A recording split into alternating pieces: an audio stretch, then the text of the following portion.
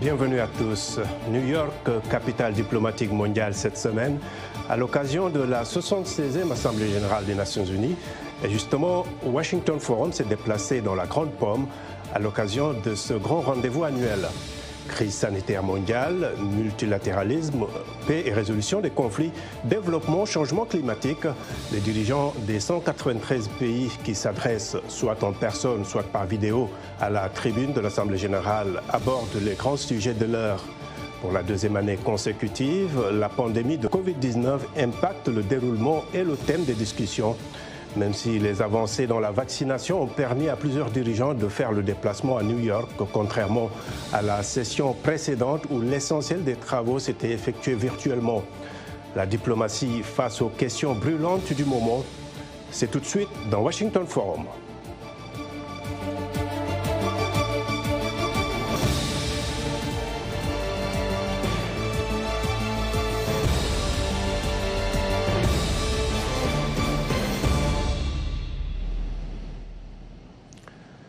La 76e session de l'Assemblée générale des Nations unies s'est officiellement ouverte le mardi 21 septembre à New York. Une centaine de chefs d'État et de gouvernement assistent à cette grand-messe diplomatique pendant laquelle sont inscrits des sujets de débat comme la pandémie de Covid-19, le changement climatique et le terrorisme. Des sujets qui revêtent un intérêt certain pour l'Afrique. Le point avec Mohamedou Oumfa.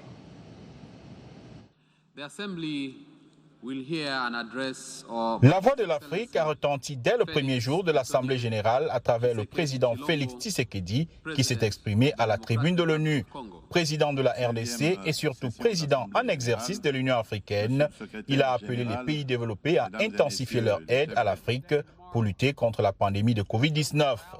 Nous ne pouvons gagner cette bataille que dans le cadre d'un effort commun et sur base d'une feuille de route définie ensemble.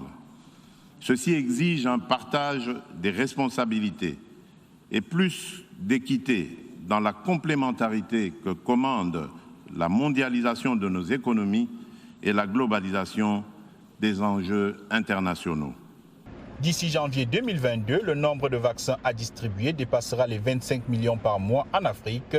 C'est félicité le président Tshisekedi tout en lançant un appel à la communauté internationale pour soutenir le projet de création de l'Agence africaine des médicaments.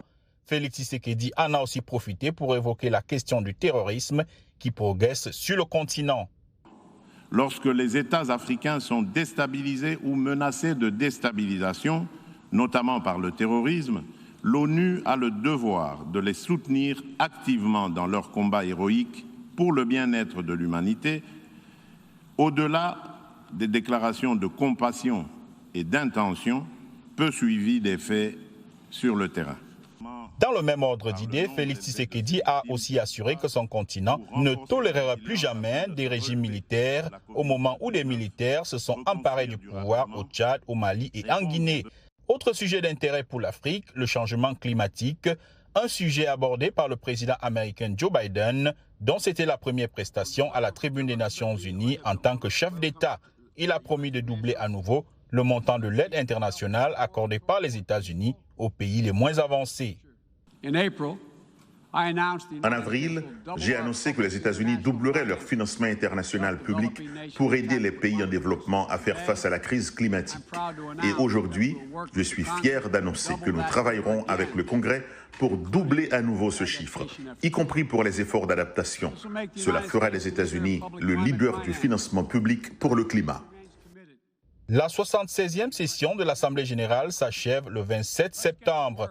D'autres dirigeants africains vont s'exprimer pour livrer un regard africain sur les problèmes du monde, en attendant la réalisation de nombreuses promesses faites depuis mardi dans un monde où les effets de la pandémie de Covid-19 ne commencent qu'à se faire sentir. Voilà, merci beaucoup Mohamedou Oumfa. Et à présent, nos invités pour le débat. Avec moi ici à New York, nous avons Jean-Victor Kolo, qui a été porte-parole de 3 anciens présidents de l'Assemblée générale des Nations unies. Dans nos studios de Washington, Jean-Claude Zamba, qui est analyste politique basé dans la capitale fédérale américaine, et à Dakar, la capitale sénégalaise, Awaba, chargé du bureau Sénégal de l'OSIWA, Open Society for West Africa. Merci à tous d'être avec nous. Alors, je démarre avec vous, Jean-Victor Kolo. Cette année encore, la pandémie est présente dans les débats. Le secrétaire général de l'ONU, Antonio Guterres, a dénoncé un déséquilibre criant dans la distribution des vaccins, avec une majorité des adultes vaccinés dans les pays riches, tandis que 90% des Africains attendent toujours leur première dose. Ils parlent même d'obscénité. Vous revenez du continent, justement. Votre constat a-t-il raison ? Le secrétaire général des Nations Unies, M. Antonio Guterres, a parfaitement raison, et je pense que son raisonnement a eu un écho dans la présentation que le président de l'Union africaine, le chef d'État congolais, M. Tshisekedi, a lui-même faite quand il a parlé au nom de l'Afrique.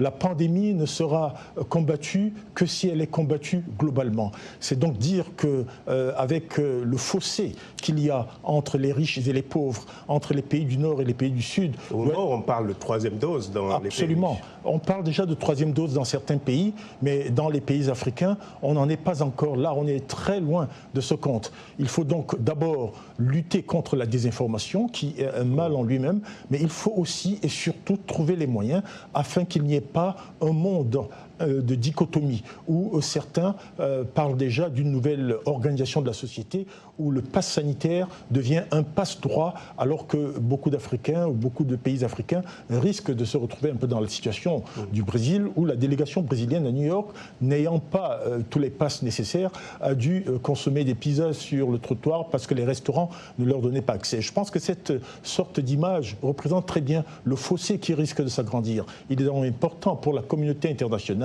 de combler ce fossé au plus vite. D'accord. Alors, Awaba, Antonio Guterres a aussi déclaré que la pandémie a amplifié l'injustice la plus durable au monde. Il parle du déséquilibre du pouvoir entre les hommes et les femmes. Nous pouvons et nous devons combler le fossé entre les sexes, a-t-il dit. Et au niveau de l'ONU, qu'est-ce qui manque selon vous au combat pour l'égalité, surtout dans le contexte de la pandémie ? Alors, bonjour, et juste peut-être réitérer le fait que la pandémie a touché plus les femmes que les hommes les femmes que les hommes de multiples manières, dans les domaines économiques, dans les domaines de la santé, de la sécurité, la protection sociale. Les impacts de la COVID-19 sont exacerbés pour les femmes et les filles simplement en raison de leur sexe. Ça, c'est un fait. Maintenant, la réalité est que la COVID a fait n'a fait qu'amplifier ce qui était déjà des problèmes structurels, les problèmes d'inégalité de sexe. Et au niveau de l'ONU, justement, nous savons que l'ONU a une grande capacité d'influencer les gouvernements. Mais est-ce que l'ONU, aujourd'hui, dans la théorie, c'est ça le fait, mais dans la réalité, l'ONU est faible devant les gouvernements. L'ONU ne peut que donner des conseils et les gouvernements ne prennent pas les mesures qui devraient permettre d'apporter des correctifs. Alors, ce que l'ONU peut faire aujourd'hui, c'est justement s'assurer que les résolutions, les conventions sont mises en œuvre, parce que ces résolutions, ces conventions-là permettent mettre à la disposition des États tous les éléments, toute la matière qui est disponible pour corriger les déséquilibres de genre et les déséquilibres de sexe. Les questions de santé, l'accès à la santé, la protection sociale, le travail non rémunéré, tout cela aujourd'hui devrait être pris de manière beaucoup plus sérieuse par les États. Et pour cela, il faut que l'ONU s'assure que les ODD, justement, le tracking des ODD est effectif et que les États respectent les engagements qui sont pris, les États respectent leur constitution, les États respectent les prérequis qui sont normalement déjà consignés dans les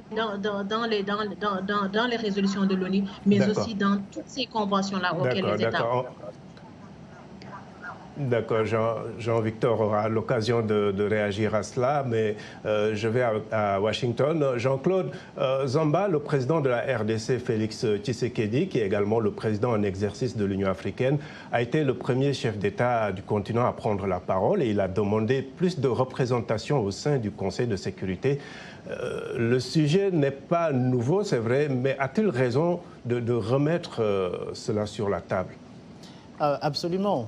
Nous nous retrouvons en fait comme la conférence de Bandung en 1962 à Belgrade, où des personnes comme Tito, Nasser et Nehru ne voulaient pas en fait se positionner devant les deux blocs, le bloc soviétique et le bloc américain. Aujourd'hui, l'Afrique a besoin d'être représentée à tous les niveaux parce que nous parlons de l'Afrique comme étant la prochaine frontière de développement, que ce soit économique, dans l'agribusiness.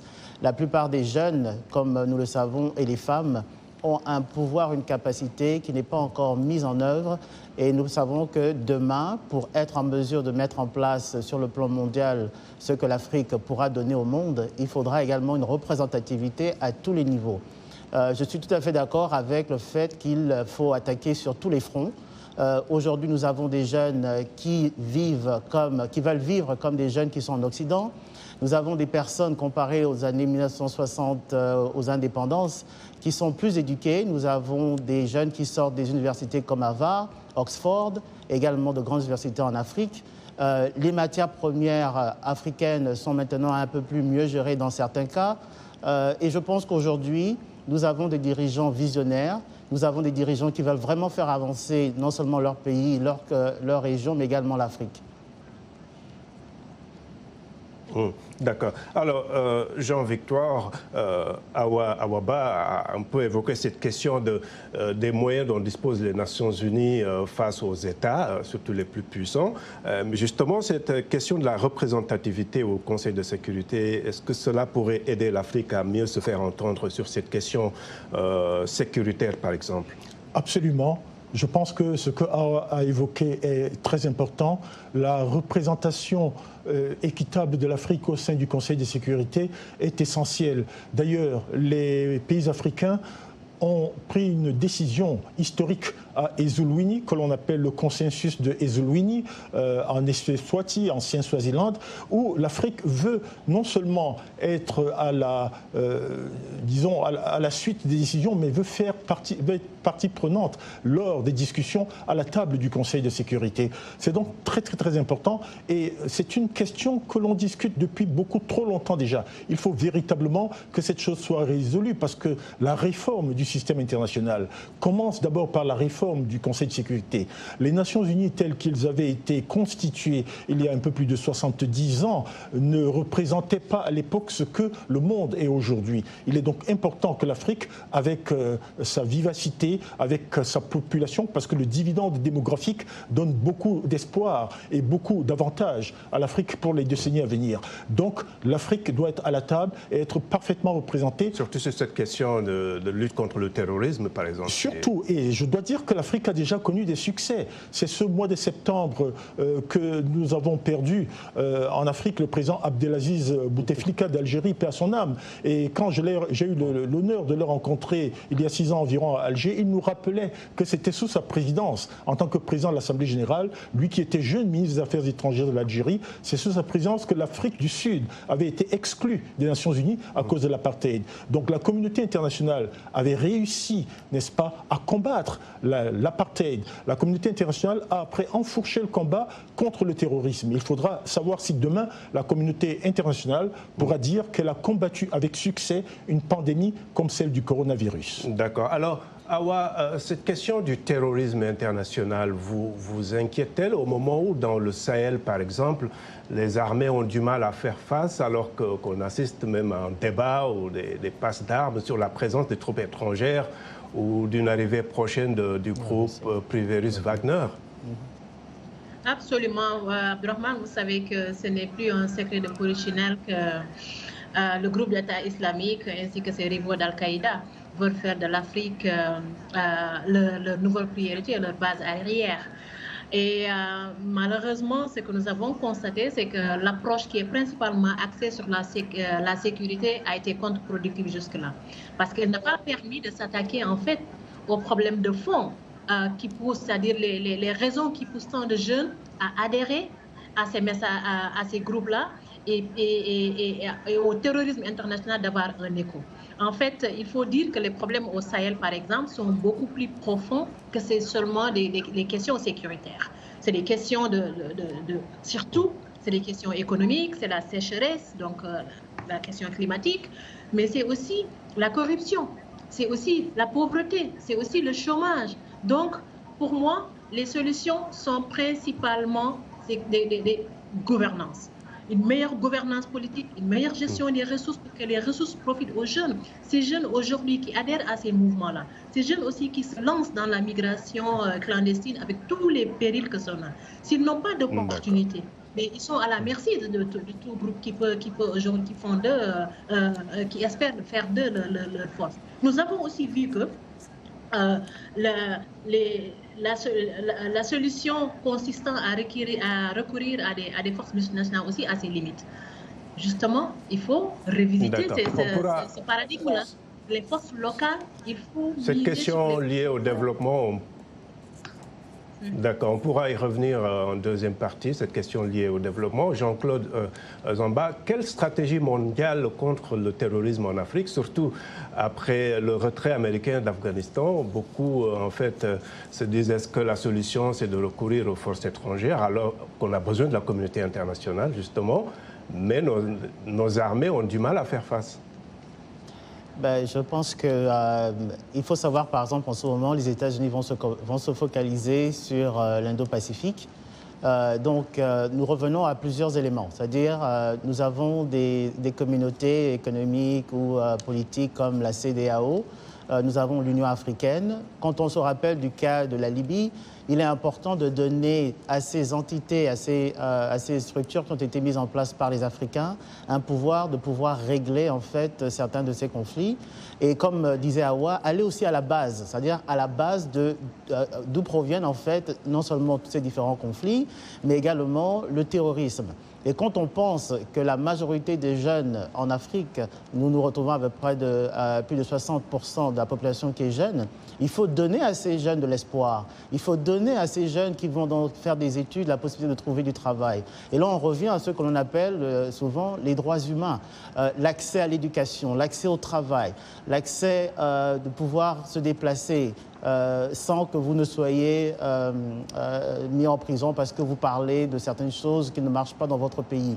Tous ces éléments d'ensemble aideront à ce que l'Afrique puisse réduire ce champ de terrorisme, mais également y apporter plus tard les forces internationales ou la communauté internationale pour nous aider à pouvoir mettre l'Afrique sur ce pas de développement dont on a besoin. D'accord. Alors, nous avons des commentaires sur la page Facebook de VOA Afrique, des téléspectateurs qui ont réagi au sujet de la semaine. Hassan Oumar Boulalé à Djibouti nous dit « L'Afrique n'a pas encore son mot à dire ou un impact important sur la scène internationale. À l'Assemblée générale, elle peut soulever ces problèmes, mais l'Afrique doit s'imposer avec pragmatisme. » Et puis Alphonse Mbouaki à Kinshasa qui nous dit « J'aimerais qu'à l'issue de cette Assemblée générale, de fortes décisions et mesures d'accompagnement soient prises pour l'effectivité de l'accès aux vaccins, la lutte contre les conflits, la protection de l'environnement et la mise en place d'un plan concret de développement. » Voilà, merci de rester fidèle à VOA Afrique. Washington Forum revient après une courte pause.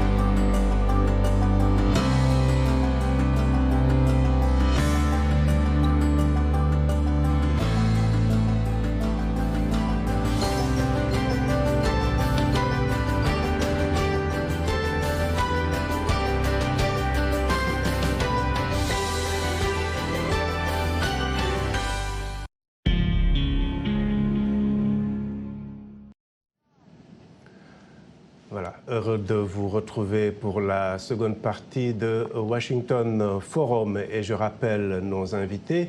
Avec moi ici à New York, Jean-Victor Collot, porte-parole de 3 anciens présidents de l'Assemblée générale des Nations unies. À Washington, dans nos studios, le studio 52, Jean-Claude Zamba, analyste politique basé dans la capitale fédérale américaine, et à Dakar au Sénégal, Awaba, chargé du bureau Sénégal de l'OSIWA, Open Society for West Africa. Alors, Jean-Victor, le développement économique à travers un monde stable, c'est en gros l'un des objectifs majeurs de l'ONU qui dit vouloir promouvoir un système commercial multilatéral universel, ouvert et équitable. Alors, certains diraient que c'est plus facile à dire qu'à réaliser. Comment l'Afrique peut-elle avoir sa place, la place qu'elle mérite dans ce système multilatéral? Alors, l'Afrique aura sa place et jouera pleinement son rôle si et seulement si l'Afrique a la paix. Rien ne peut être fait s'il n'y a pas la paix. Vous ne pouvez pas vacciner les gens, vous ne pouvez pas gérer le changement climatique, vous ne pouvez pas régler les dissonances économiques si vous n'avez pas la paix. C'est pour ça que le président Tshisekedi a eu raison, par exemple, de s'attarder sur la situation dans son pays en demandant une relation nouvelle, différente, plus stratégique, mieux adaptée avec la mission des Nations Unies. Et c'est un bon message positif qui montre d'ailleurs que la grande africaine qui gère la mission des Nations Unies, Mme Bintou Keïta, fait bien son travail, parce que là, il y a un répondant positif de la part du Congo. La présence des casques bleus en RDC a toujours été un sujet quand même de débat. Tout à fait, mais le président a dit que le Congo, la RDC, a toujours besoin, aura encore besoin de la MONUSCO, d'une MONUSCO réadaptée. Donc la paix est un facteur important. Et dans un pays comme le Congo, un pays important, un sous-continent en Afrique, on ne peut rien faire sans la paix. Mais plus globalement en Afrique, ce que l'on peut dire, c'est que quand il s'agit du changement climatique, on voit très bien, par exemple, ce qui se passe dans le monde. Il y a eu des inondations à New York, il y a les éruptions volcaniques terrifiantes à La Palma, aux Canaries. On a vu dans un petit coin du Cameroun, à Bana, des grelons qui ont été pris pour de la neige. On a vu par exemple... Ça, c'est le changement climatique. Le changement climatique. Mais pour s'attaquer à tout cela, il faut absolument la paix. Et je pense qu'il faut soutenir ceux des États qui militent pour la paix, qui combattent pour la paix et qui combattent le terrorisme. Il n'y a pas de développement, il n'y aura pas d'issue si véritablement nous n'investissons pas d'abord dans la paix. C'est véritablement le premier ingrédient. Alors justement, Awa, aujourd'hui, beaucoup de dirigeants occidentaux disent ouvertement que l'avenir, c'est l'Afrique. On se rappelle de la fameuse déclaration de Nicolas Sarkozy qui disait que l'avenir de l'Europe, c'est l'Afrique. Alors comment éviter que ce bel avenir qu'on prédit au continent ne profite qu'aux autres? Écoutez, Abdourahmane, moi j'aimerais, quand des dirigeants étrangers qui nous ont colonisés, qui ont pillé notre continent, disent que l'avenir c'est l'Afrique, cela m'inquiète. Parce que tout simplement, je voudrais bien que ce soit les Africains qui disent que l'avenir c'est l'Afrique. Et je pense que cette situation dont vous parlez, en fait, vient d'un rapport du Sénat français qui, avec force détail, a fait enquêter et puis qui conseille à l'État français, au gouvernement français, comment profiter de l'Afrique, parce que l'avenir de l'Europe, c'est l'Afrique. Quand l'avenir de l'Afrique sera... Mais est-ce que c'est toujours la faute des Européens? Pourquoi pas les Africains eux-mêmes? Les dirigeants africains, on devrait quand même... Parce que tout simplement, nous sommes encore pris dans les chaînes d'exploitation, de prédation dont nous avons du mal à nous départir. Les compagnies, les ressources minières africaines, les liens que nos États, qui n'arrivent pas encore à opérer cette rupture avec ce mode traditionnel de coopérer, de s'engager avec les autres États, notamment les anciennes colonies, les anciens pays colonisateurs. Quand nous opérerons la rupture paradigmatique qu'il faut et que nous nous centrerons sur nous et que nos jeunes ne vont plus regarder l'Europe ou l'Occident comme étant l'avenir, que nos jeunes restent, que nos jeunes profitent de nos ressources, mais qu'il y ait des opportunités. D'autres en ont parlé ici, l'accès à l'éducation, l'accès à la santé, l'accès aux opportunités économiques. Et ça, c'est d'abord une question de leadership. C'est à nos dirigeants de prendre les décisions qu'il faut. C'est à nos dirigeants de recentrer le développement de l'Afrique sur les Africains, par les Africains et pour les Africains. Tant que ça ne sera pas fait, malheureusement, l'avenir, c'est l'Afrique, mais c'est pour les autres, mais pas pour les Africains, malheureusement. Alors, Jean-Claude Zamba, l'Afrique, continent au sous-sol le plus riche, mais où la pauvreté est la plus grande, comment est-ce qu'on peut aller au-delà des slogans pour sortir l'Afrique de la pauvreté et arrêter tout le temps de faire porter le chapeau à d'autres? Bon, je citerai déjà Mandela qui disait que ceux qui veulent travailler pour notre pays ou notre continent sans nous sont contre nous. Il est important qu'il y ait un développement inclusif et les pouvoirs politiques ont leur part à jouer, mais également il est important que nous comprenions et que nous prenions entre nos mains ce que nous voyons par exemple dans un pays comme le Rwanda ou des pays comme le Nigeria. Aujourd'hui, nous avons des personnes comme M. Dangote, M. Tony Elumelu, qui en fait ont fait fortune en Afrique et qui développent le côté entrepreneuriat à travers toute l'Afrique. M. Tony Elumelu met en place des programmes où il finance des jeunes à travers l'Afrique dans des secteurs bien spécifiques. Je pense que dès que la jeunesse africaine est une jeunesse consciente, elle est consciente de ses capacités, elle est consciente du pouvoir de son sous-sol, comparé à ce que les anciens dirigeants des années 60 avaient ce mythe de l'Occident. Aujourd'hui, nous avons des personnes qui sont prêtes à se lever et à parler aux Occidentaux comme voilà. Et je pense qu'il y a beaucoup d'espoir. Moi, j'ai beaucoup d'espoir sur ce que l'Afrique peut faire à travers toutes les forces inclusives, que ce soit la diaspora ou ceux qui sont sur place en Afrique. D'accord.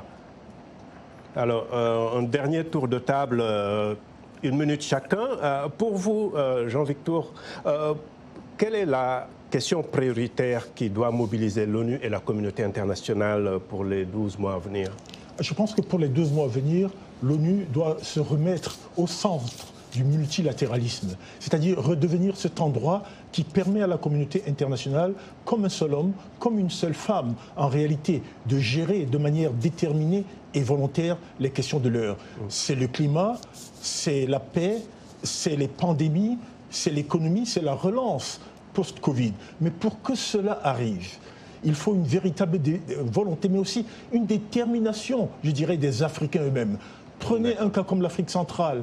Si le Cameroun, par exemple, est déstabilisé, c'est la Centrafrique, c'est le Tchad, c'est les pays enclavés qui sont... Peut-être 30 secondes pour Awa. Pour vous, c'est quoi la question? Un seul sujet pour vous? Je pense que la paix et la sécurité humaine, encore une fois, il faut la paix, il faut la sécurité humaine, mais aussi, comme l'a dit la relance post-Covid, l'accès au vaccin, il faut continuer à en parler. Sinon, cet apartheid du vaccin va continuer et le monde sera coupé en deux. Jean-Claude? Ceux qui ont accès, ceux qui n'ont pas accès. 30 secondes. L'accès aux opportunités à travers l'Afrique, l'accès aux jeunes et aux femmes aux opportunités que l'Afrique offre. Il n'y a que quand les gens ont accès à des opportunités dans leur pays, dans leur région, qu'ils vont en fait mettre en place une vision inclusive pour le développement à long terme. D'accord. Voilà, malheureusement, c'est terminé. Un débat à suivre.